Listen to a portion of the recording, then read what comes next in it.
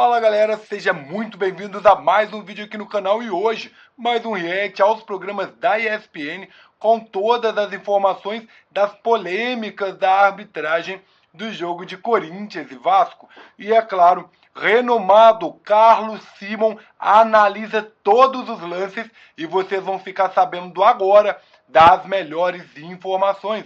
Então, para não perder nada, já se inscreve no canal, deixa o seu like e agora, sem mais delongas, vamos ao vídeo.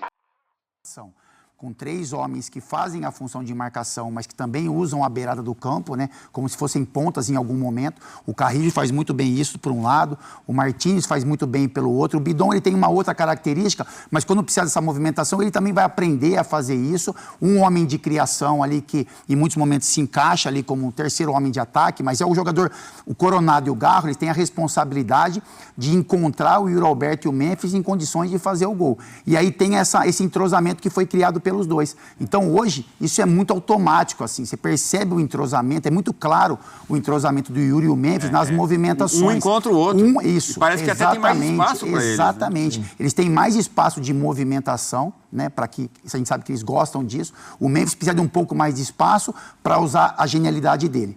O Yuri precisa de espaço para realmente receber a bola na frente, ter espaço dos confrontos com os marcadores. Então é um sistema que foi encontrado pelo Ramon pela qualidade de elenco, mas que faz o Corinthians ser mais forte do que quando o Corinthians joga com 3 homens, opção do Romero, por exemplo, pelo lado direito. Bom, a gente volta ao tema, mas antes tem muito corintiano pelo Brasil falando, mas aqueles gols anulados, não é possível. Vamos falar de arbitragem agora, contato com o nosso árbitro de 3 Copas do Mundo, Carlos Simon, aqui no Sport Center. Ô, meu amigo, tudo bem? Quanto tempo? Boa noite.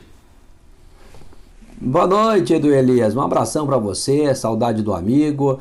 Um abraço aí pro nosso capitão, Fábio Luciano, pro Zé Elias, o Fernando, que nós já tivemos no jogo do Barcelona, um pouco mais cedo. É sempre uma satisfação entrar nesse programa. O Zé Elias não cumprimentou.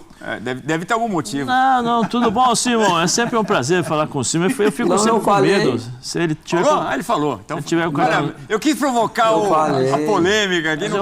Eu fico sempre com medo, o cartãozinho amarelo tá sempre ali no bolso. Somos dois. A gente tá sempre... Ô, Simon, então, desculpe a nossa falha. Oi, Edu, foi minha. Não, acho que tu até é que eu sempre chamo o Zé, de que o Zé gostava de um tornozelo e essa vez eu não falei isso. Deve ter sido isso. Ô, Simon, mas vamos lá, vamos com os gols anulados, né, companheiro? O primeiro é uma falta no Pumita, que estava ali tentando defender, e o toque mesmo do joelho nele, ele cai por causa do toque, na sua opinião? O árbitro é o Anderson Daronco e o árbitro de vídeo o Rodrigo D'Alonso. Há um toque, é um toque sem querer, mas sem querer não, é falta, de acordo com a regra. Então ele acaba impedindo o jogador de disputar a bola. Muitos lances já aconteceram desse tipo de jogador sem querer. Ele tocou com o joelho no pé, não é? Às vezes toca com o joelho na perna, tem um trançapé, o jogador acaba caindo. Ele é impossibilitado de disputar a bola e com isso o jogador do Corinthians comete a infração. O gol foi bem anulado. Embora o Daronco estava muito próximo da jogada, né? É uma falta sem querer, mas sem querer também é infração. Então tá certo em anular esse gol do Corinthians. E aí, só no VAR, né, que vem o VAR chama, o Daronco vê ali. Realmente é um lance rápido, desequilibra o público. Agora, ele vai e fica. Parece que ele tomou um tiro, o Capita. Não faltou malandragem pro jogador também? Que aí chama mais chamar a atenção do árbitro, né, para a jogada, porque também o jogador ele sabe que vai ter o VAR, né, que vai ter uma análise ali. E quando você no lance em si, mas não dá pra difícil confiar, né? você achar ali o contato, mas depois que você vai pro VAR ver as imagens, realmente tem ali, né? Às vezes é tão rápido que ele nem sente, nem entende a jogada. Exatamente, né? Exatamente. Ele fica, morri. Porque o normal o cara cai, já tenta levantar, ele já levanta o braço reclamando. Ainda mais para gerar dúvida a cabeça do árbitro também. Mas do árbitro também, né, Simon, quando tem uma sinalização. Você já falou isso várias vezes, o árbitro precisa também ler o que está acontecendo, as reações e tudo, né? Eu ia falar para o Simon, não sei se o Simon vai concordar comigo. nenhum jogador do Vasco levantou os braços, com exceção do rapaz que estava do lado direito ali, que ele só abriu assim, mas foi tão timidamente, sobre a passividade, né? Que a gente estava falando. Foi tão tímido, assim, porque ninguém levantou o braço. Que pode ser um braço de falar assim, poxa, toma mais gol. Ou se não, falou assim, pô, caiu, meu, levanta, entendeu? Tem isso também, né? Não sei se o Simon tem essa percepção. Não tem, mas o Daronco também estava próximo. É um lance que um árbitro, não é do gabarito do Daronco, da FIFA, teria que ter marcado no campo de jogo. Ele está próximo, a jogada está limpa na frente dele. Eu acho que aí ele não tem. Aí, evidentemente, que muitas vezes o árbitro faz aquela leitura, né?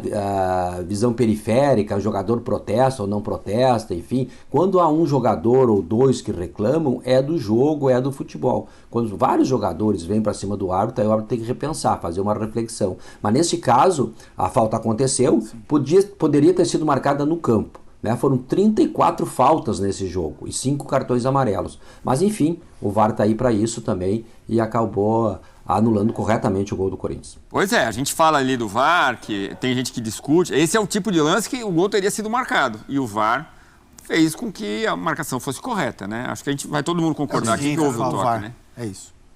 Foi até difícil pegar a câmera exata, mas quando você vê, não tem dúvida, né? Porque também o Pumita não ia cair desse jeito numa marcação, né? Até que a gente estava vendo o jogo na redação, achou esquisito, né? Da forma como ele cai, tem um ângulo que é muito esclarecedor.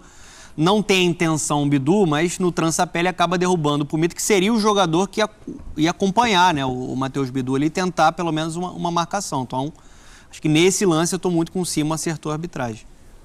Ô Simon, e tem o golaço do Memphis Depay. No começo da jogada, o Donelli faz o lançamento e aí tem o impedimento. E aí a dúvida é o Yuri que está ali, né? Se ele participa da jogada ou não. O que você achou desse lance? Foi acertada a decisão? O Yuri, não é pelo que dá para ver, ele está em posição de impedimento. Se ele está em posição de impedimento, não é, aí é uma irregularidade e tem que ser marcada a irregularidade. Então, eu também concordo, o gol foi muito bonito do Memphis Depay, que jogou muita bola, mas o Yuri no começo da jogada, ele está numa posição de impedimento, né, em que ele vai participar da jogada. Então a origem do gol sai de uma questão irregular, por isso que o gol foi anulado. É lá atrás, né? Lá no chute do Matheus Donelli. E realmente o impedimento é claro, né? Alguma coisa a comentar, amigo? E na hora do toque do Piton não tem algum tipo de mudança? Porque na hora que o Piton toca na bola, né, rebate, o Yuri já não está mais impedido, né? Tem alguma mudança na interpretação por conta disso, Simon? Não, porque eu acho que foi quando se trata de um desvio e tal, ele está muito impedido, ele vai participar da jogada. Então a regra 11, que trata o impedimento, diz interferir a um adversário. E por isso ele ganha uma vantagem do impedimento.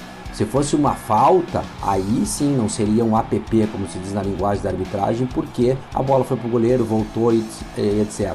Mas como é um lance de impedimento, ele deveria ter sido parado na hora. E aí acertou, o VAR interveio corretamente e por isso foi bem anulado. Como impedimento, realmente foi claro, né, Simon? Quer dizer, o bandeirinha deveria ter levantado ali. E aí tem torcedor falando, poxa, mas demora tanto para o lance ser concluído, mas é o que você falou, poderia ser, não se levar em consideração se tivesse voltado para o goleiro, teria que ser mais tempo, é isso? Para não considerar o impedimento? Não, se fosse uma falta de jogo, não é? Porque a falta ela tem que ter a verticalidade. Muitas vezes tu teve uma falta e aí imediatamente sai o gol, volta e anula. Não é o caso. Aí foi um lance de impedimento, ele está fora, ele não poderia participar da jogada e ele participou. Então muitas vezes isso acontece, tem acontecido demais, até os assistentes estão deixando para o VAR, para a jogada concluir e aí o VAR entra em ação. E o próprio árbitro também muitas vezes não toma decisão para o VAR tomar. Então isso me parece um equívoco. O VAR não deve servir de bengala para ninguém. Ele é uma ferramenta que veio para auxiliar o futebol, só que tem que ser bem usado. E me parece que no Brasil fica muito...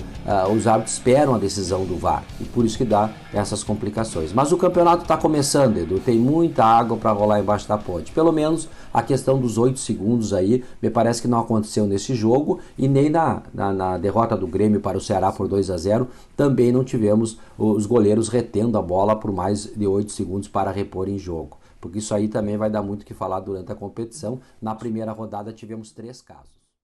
É isso aí, galera. Como vocês viram, né, a opinião de um especialista, o Carlos Simon.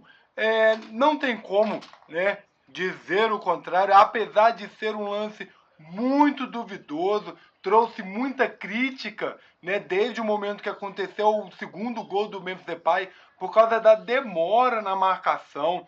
Era um lance que nem parecia mais que o impedimento seria cobrado, porque como nós vimos o lance, o Yuri Alberto até participa sim da jogada, volta a bola, volta para depois, antes do meio de campo, né, para o campo de defesa do Corinthians, para depois iniciar aí uma jogada para sair então o gol do Memphis Depay. Isso trouxe muita dúvida nas arquibancadas e também, né, no debate. Mas Carlos Simon explicou, trouxe análise completa e deixou claro: o impedimento foi válido, a anulação foi bem feita e o Corinthians perde 2 gols por causa dessas esses dois lances aí que acabou acontecendo. O primeiro com um toque ali bem suave, até sem querer, do Matheus Bidu, e acabou deixando ali o Pumita no chão, e isso trouxe um pouco aí de repercussão para dentro de campo, porque foi um lance sem querer. O Matheus, ele não teve intenção nenhuma de tocar no jogador, apenas queria seguir o lance e acabou acontecendo ali uma falta no jogador do Vasco. E o segundo lance, com essa anulação um tanto quanto duvidosa, de um lance que demorou muito para acontecer, mas eu gostaria de saber a sua opinião, porque essas foram as opiniões dos comentaristas e do Carlos Simon. O que você achou essa anulação aí? Você acredita que deveria ter sido sim anulado ou deveria ter sido respeitado, já que o time do Corinthians voltou a bola até o campo de defesa para então iniciar ali um contra-ataque? Deixa nos comentários a sua opinião. E o jogo ficou assim: Corinthians 3-0 contra o Vasco. 3 pontos muito valiosos para o Brasileirão e 3 gols muito valiosos para a pontuação do Corinthians nesse Brasileirão. Eu gostaria de agradecer a você que ficou até aqui, né, esteve conosco até esse momento, deixou o seu like, se inscreveu no canal. Muito obrigado mesmo, isso me ajuda demais e mostra para o YouTube que os vídeos que eu trago aqui são bons e que o YouTube pode sim compartilhar para mais torcedores essas notícias. Muito obrigado mesmo e eu te vejo no próximo vídeo. Valeu, fui!